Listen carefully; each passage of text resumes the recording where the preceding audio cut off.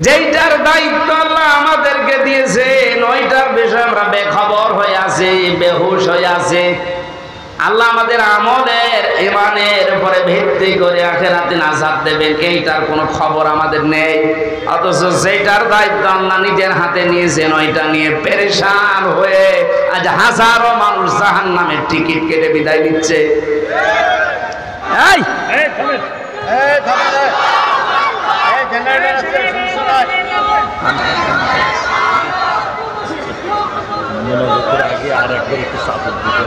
বারবার ঝামেলা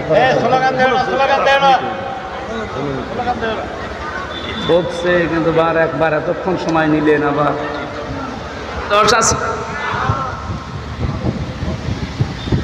আল্লাহ রাব্বুল আলামিন বলেন ৮-৫-১৩টা জিনিস যখন এক হয়ে যায়, ৬ মাস পার হয়ে যাওয়ার পরে একে আমি দুনিয়াতে আস্তে করে বের করার সিদ্ধান্ত নেই।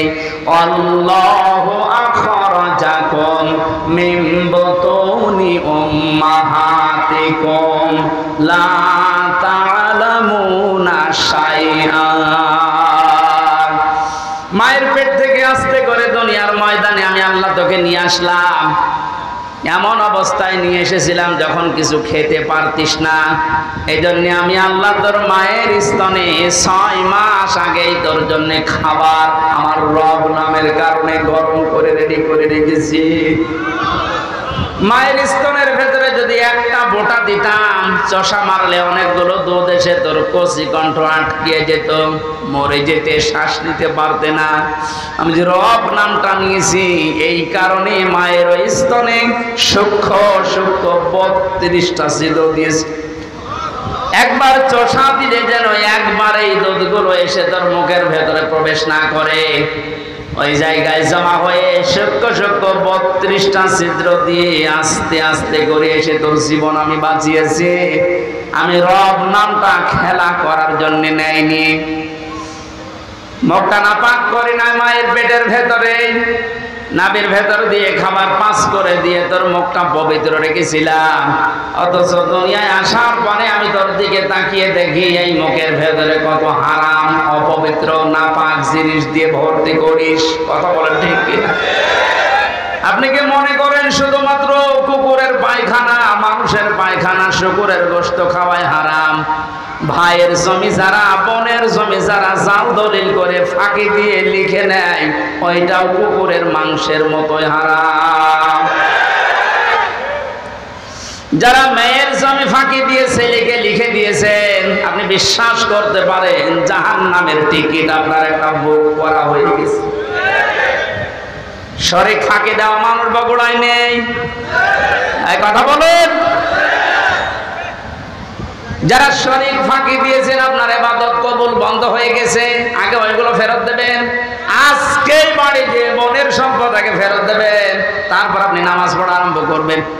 এখন যদি বলেন ও সাদা তো ফেরতও দিতে পারে না, নামাজও কবুল হয় না, ও নামাজই পড়বো না। আপনি নামাজ না পড়লে আল্লাহর ক্ষমতা হারিয়ে যাবে।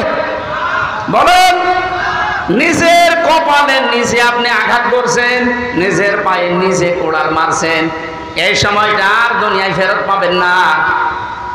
আমার এখন ৩২ বছর বয়স, আমি কি জীবনে ইচ্ছা করলে আর ১২ বছরে ফিরে যেতে পারবো? আজকের মাহফিলের প্রধান অতিথি, ওনার বয়স মনে করেন এখন ৬০ বছর। কিয়ামত পর্যন্ত যে চেষ্টা করে ১২ বছরে ফিরে যেতে পারবে। যে সময়টা পার করে ফেলেছে আর কোনোদিন ফেরত পাবেন না। সুতরাং এইটাই আমাদের হায়াতের আসল জীবন। এইটার জন্য আল্লাহ একটা কসম দিয়েছেন, ওয়ালা আসরি ইন্নাল ইনসানা লাফি খুসর। আল্লাহ বলেন তোর হায়াতের কসম, তোর হায়াতের কসম, সময়ের কসম, সাবধান, জীবনটা হেলায় খেলায় নষ্ট করে ধ্বংস করে দিও না।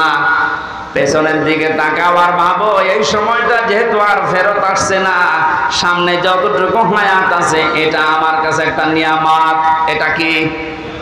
ফামান সুহসিহা আনিন নার ওয়া উদখিলাল জান্নাতা ফাকাদ ফাজ ওয়া মাল হায়াতুদ দুনিয়া ইল্লা মাতাউল গুরুর। আল্লাহ রাব্বুল আলামিন বলেন, হে পৃথিবীর মানুষেরা, দুনিয়ার জীবনে বেশি দিন ক্ষমতায় থাকা, বেশি টাকা পয়সা গাড়ি বাড়ির মালিক হওয়া, শরীর স্বাস্থ্য মোটা হওয়া, ভালো হওয়ায় সফলতা না। সফল মানুষ তো ওইটা যাকে আমি আল্লাহ মরণের পরে জাহান্নামের আগুন থেকে মাফ করে দিয়ে জান্নাতি বলে ঘোষণা দেব, এইটাই সফলতা। আর এটা পাওয়ার জন্য দুনিয়ার জীবনে কি করা লাগবে? আস্তে আস্তে করে আপনি জাহান্নামের অন্যায় কাজগুলো ছেড়ে দিয়ে দিয়ে জান্নাতের ভালো ভালো কাজের দিকে এগিয়ে যাবেন। সুতরাং এই দেশে আমরা যারা অন্যায়, অবৈধ, শয়তানি কাজ কারবার আস্তে আস্তে ছেড়ে দিয়ে মানবতার পক্ষে, ইসলামের পক্ষে এই কাজগুলো আস্তে আস্তে যারা আঞ্জাম দিতে পারবো, আপনি বুঝবেন আল্লাহ আপনাকে এই দুনিয়াতেই জাহান্নামের পথ থেকে জান্নাতের দিকে এগিয়ে দিচ্ছে। আপনি সফল। আমার হায়াতুদ দুনিয়া ইল্লা মাতাউল গুরুর, এই শব্দটা আল্লাহ এত কঠিন ভাবে কোরআনে দিয়েছেন। হে পৃথিবীর মানুষেরা, ভালো করে শোনো, দুনিয়ার জীবন কিন্তু একটা ধোঁকা। একটা কি?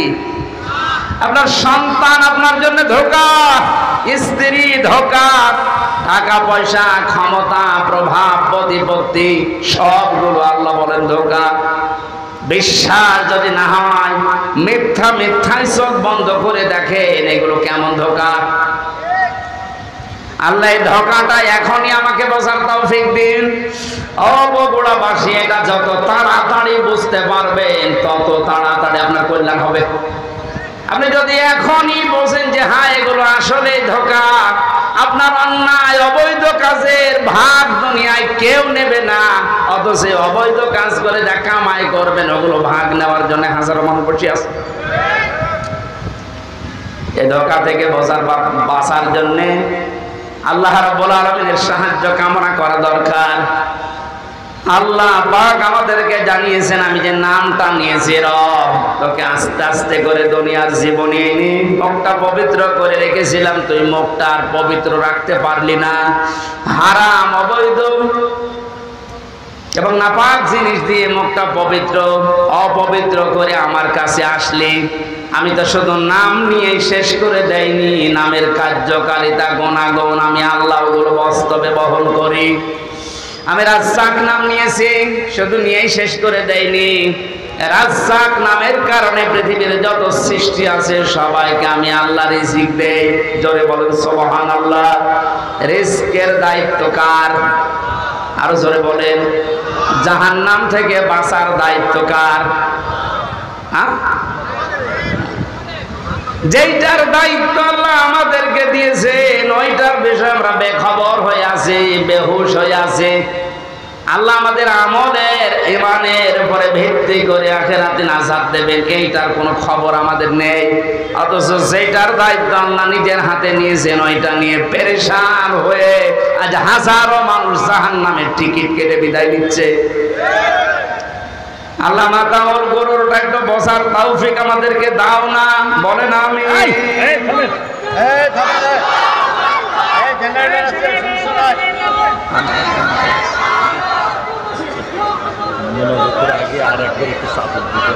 বারবার ঝামেলা বলছে কিন্তু একবার এতক্ষণ সময় নিলেন আবার।